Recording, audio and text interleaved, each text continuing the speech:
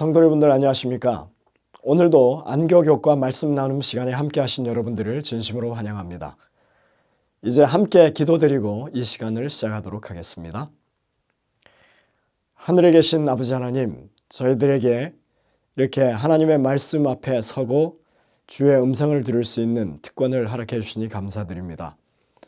오늘도 저희들의 심령 가운데 말씀하시는 주님의 음성에 귀 기울이게 하시고 하나님의 백성이 마땅히 서야 할 자리에 설 수 있도록 저희에게 힘과 용기와 결단을 허락하여 주옵소서. 주님께 이 시간 온전히 맡겨오니 주의 성령께서 우리의 심령을 주장하여 주옵기를 예수님의 이름으로 간절히 기도드립니다. 아멘. 이번 주 교과의 제목은 바울과 에베소 교인들이었습니다. 오늘은 이 새롭게 시작한 에베소서 연구의 첫 번째 주의 내용을 정리하는 날입니다. 한 주간 제가 이 과정을 진행하면서 오늘 목 상태가 좋지 않음을 여러분들 양해해 주시기를 바랍니다. 우리는 에베소라고 하는 세속 도시가 어떻게 복음화가 시작되었는지, 그리고 바울을 통해서 세워진 교회가 어떻게 발전해 나갔는지, 그리고 바울이 에베소 교인들에게 이 편지를 통해서 말하려고 하는 것이 무엇인지, 그 비전이 무엇인지에 대해서 개괄적으로 저희가 살펴보았습니다. 바울이 2차 선교 여행 중에 에베소를 처음으로 방문하게 되면서 에베소의 전도가 시작되었고, 3차 선교 여행 때 아예 3년간을 머물면서 에베소 선교에 전념했었던 것을 우리가 살펴봤습니다. 이때 기억될 만한 두 사건이 성경에 기록되어 있습니다. 첫 번째 사건은 에베소 도시에서 활동하고 있던 이 퇴마사들이 예수님과 바울의 이름을 오용하면서 벌어졌던 이야기를 일요일 교과에서 우리가 다루었습니다. 사도행전 19장에 그 내용이 나오죠. 우리는 예나 지금이나 선교 현장에서 발생하는 놀라운 이적에 관해서 종종 보고를 듣습니다. 이러한 능력이 드러나는 것은 하나님의 특별한 목적에 의한 것이 분명합니다. 바울은 에베소에서 그러한 권능에 에베소서에서 그러한 권능에 대해서 아주 상세하게 이야기를 하는데 그 이유를 우리는 대충 짐작할 수 있습니다. 우리는 바울의 에베소서를 통해서 그 이유를 짐작할 수 있다고 생각됩니다. 주술사 같은 사람들에게 하나님의 능력이 어떠함을 깨우칠 수 있는 가장 좋은 방법은 그 신들의 음성을 통해서 그것을 깨닫게 하는 것입니다. 주술사들이라고 하는 사람들은 귀신들에 대해서 나름대로 지식이 있는 사람들이고, 그들은 바울이 받드는 예수가 그런 잡신 중에 하나일 것으로 여겼던 것입니다. 그래서 그들은 그런 신을 의지해서 귀신을 쫓으려 했던 것이죠. 하나님은 그들을 자신들이 늘 접해오던 바로 그 잡신들의 외침을 통해서 바울이 전하는 예수가 다른 잡신들과는 비교할 수가 없을 정도로 능력이 많은 신이라고 하는 사실을 깨우쳐 주셨던 것입니다. 그 잡신들 중에 하나가 이렇게 얘기하죠. 내가 예수도 알고 바울도 아는데 너희는 누구냐? 이렇게 하면서 그 주술사들에게 덤벼들어서 그들이 크게 다치는 그런 사고가 터졌습니다. 이것은 많은 사람들이 보는 상황 가운데서 벌어진 일이었고, 이 일은 에베소에 있는 모든 곳에 소문이 퍼지게 되었습니다. 이런 일에 관심이 많았던 에베소 사람들은 예수라고 하는 분이 정말 능력이 대단한 신이라고 하는 것을 알게 되죠. 이것 때문에 기독교에 발을 들여놓은 새신자들이 많았던 것입니다. 그리고 그들 가운데 주술에 관여했던 자들 중에는 예수님의 주권에 대한 새로운 확신을 갖게 된 후에 값비싼 주술서를 불길 속으로 던져버리는 그런 사람들이 있었습니다. 우리는 오늘날 고고하게 발굴을 통해서 당시의 마법을 다루는 약 250여 개의 파피루스들, 그리고 다른 유물들 덕분에 그런 주술서들에 등장했을 법한 의식이나 주문 그리고 공식, 저주 같은 것들에 대한 충분한 실증을 우리가 할 수가 있었습니다. 이런 책들은 신이나 여신 또는 영적인 권세를 가진 존재들을 설득해서 그들이 원하는 것을 들어주게 만드는 의식을 수행하는 방법이 기록되어 있는 것입니다. 누가는 이 책들이 당시 화폐 가치로 은화 5만 개, 즉 5만 일의 임금의 가치가 있었다고 말합니다.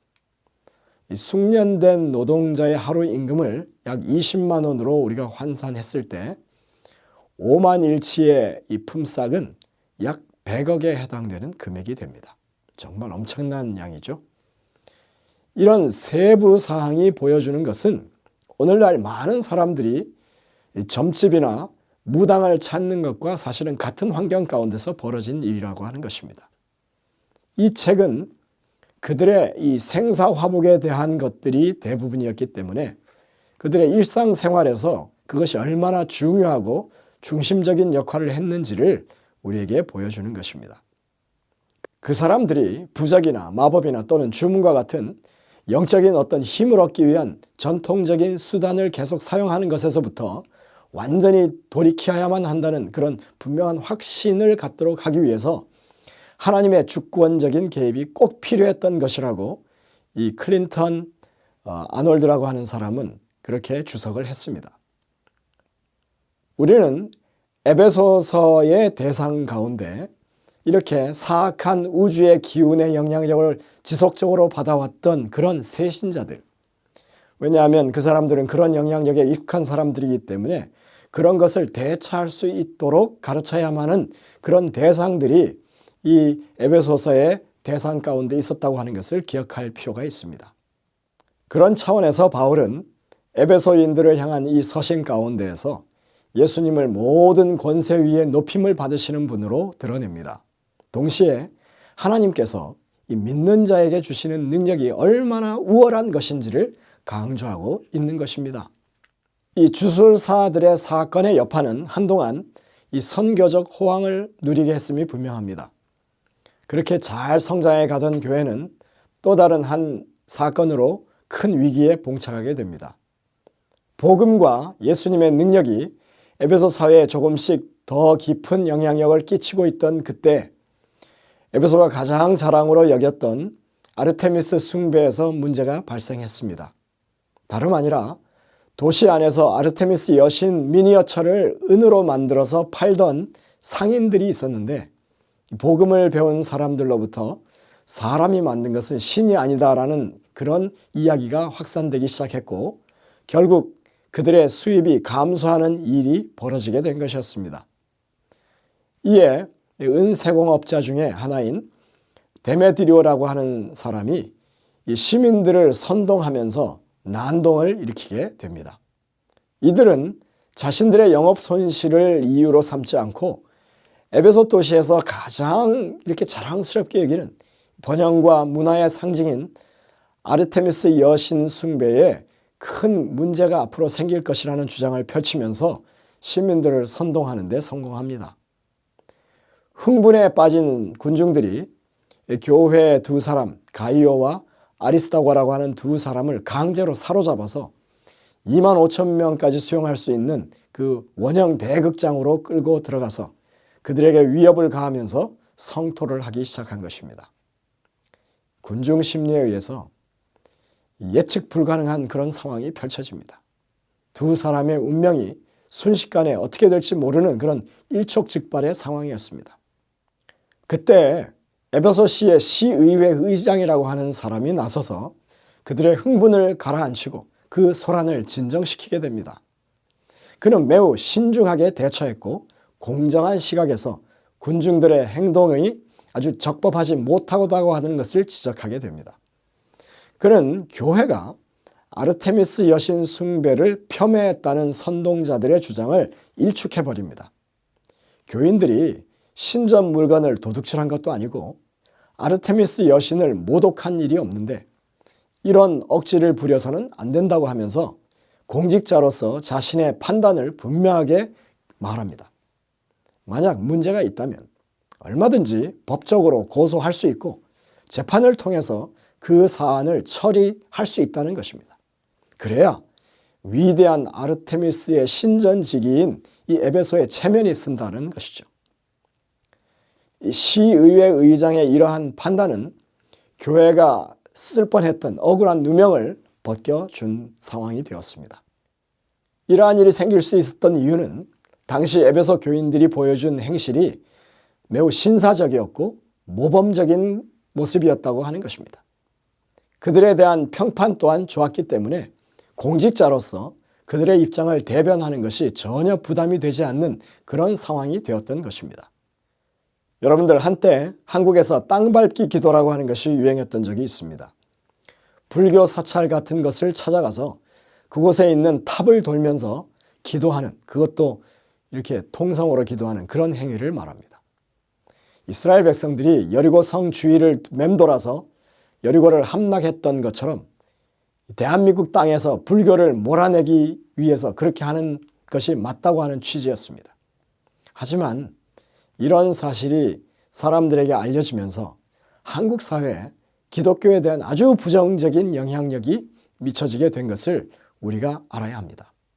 만약 에베소에서 교회가 그런 식으로 아르테미스 여신 숭배를 폄훼했다면 이렇게 시의회 의장이 나서서 교회에 손을 들어주는 그런 일은 없었으리라고 생각할 수 있습니다. 진실한 그리스도인들은 모든 일에 모범적이어야 합니다. 타 종교를 폄하하면서 자신들의 우월성을 드러내지 않습니다. 자신들이 믿는 믿음에 대해서 그 진실됨을 증거하는 일에 최선을 다할 뿐입니다. 이런 방향의 선교가 성령께서 주도하시는 선교의 방식이라고 하는 것을 기억하시면 좋겠습니다. 바울이 결국 이 사태로 인해서 에베소를 떠날 수밖에 없었지만 이것은 선교적인 패배가 아니라 오히려 더 부흥할 수 있는 계기가 되었다고 하는 사실을 우리는 에베소서의 편지를 통해서 깨닫게 됩니다. 5년 후에 로마의 감옥에 갇혀 있던 바울이 에베소 교회에 보낸 그 편지 가운데서 교회가 부흥했으며 믿음에 대한 그런 모범에 대한 소문이 칭찬받을 만한 일이라고 말하고 있는 것을 통해서 우리는 그것을 확인할 수 있습니다. 선교의 주인공은 바울이 아니었던 것입니다. 바로 그 교인들 사이에 역사하시는 성령이 선교의 주인공이셨습니다. 이번 주 우리가 에베소서 연구의 첫 과에서 가장 중요하게 다뤄야 할 것은 다름이 아니라 하나님이 계획하신 구속 사업의 본질을 우리가 분명히 알게 된 것입니다. 그것은 기역절에 잘 나타나 있지요. 그 뜻의 비밀을 우리에게 알리신 것이요, 그의 기뻐하심을 따라 그리스도 안에서 때가 찬 경륜을 이루기 위하여 예정하신 것이니 하늘에 있는 것이나 땅에 있는 것이 다 그리스도 안에서 통일되게 하려 하심이라. 에베소 1장 9절 10절, 이 말씀은 정말 중요합니다. 그 장구한 인류의 역사 가운데 하나님의 원대한 계획은 하늘과 땅의 모든 것들을 그리스도의 통치하에 두시겠다는 그런 계획이었습니다. 왜냐하면 이 일만이 죄의 문제를 완전하게 해결하는 유일한 방책이었기 때문입니다. 그리스도가 통치하신다고 하는 것은 무력이나 억압을 통해서 하는 것이 아니고 사랑의 봉사로 성취되는 통치를 말합니다. 그리고 그리스도에 의한 그러한 통치가 교회를 통해서 세상에 보여지도록 계획하셨다고 하는 것이 바울이 말하는 이 교회의 존재 목적이고 구원 사역에 대한 이해인 것입니다. 이것이 에베소서가 말하려는 하나님의 구원의 진정한 청사진입니다. 우리가 그러한 교회관을 가지고 정말 성실히 하나님의 교회 사역을 받드는 그런 모든 성도가 되시기를 간절히 바라면서 이번 주 과정의 모든 순서를 마치도록 하겠습니다. 기도하시겠습니다. 하늘에 계신 아버지 하나님, 참으로 우리에게 이 교회를 세우신 분명한 목적을 깨우치게 하시니 감사드립니다. 비록 여러 가지 방해와 또 핍박 가운데 교회가 세워지고 운영되긴 하지만, 그러나 이 모든 사업의 주역이 하나님이심을 우리가 기억하게 하시고 하나님께서 이 교회를 통하여 무엇을 이루고자 하시는지 우리가 분명하게 그것을 앞세우고 그러한 교회가 되도록 노력하는 저희 모두가 되게 인도하여 주옵기를 예수님의 이름으로 간절히 기도드립니다. 아멘.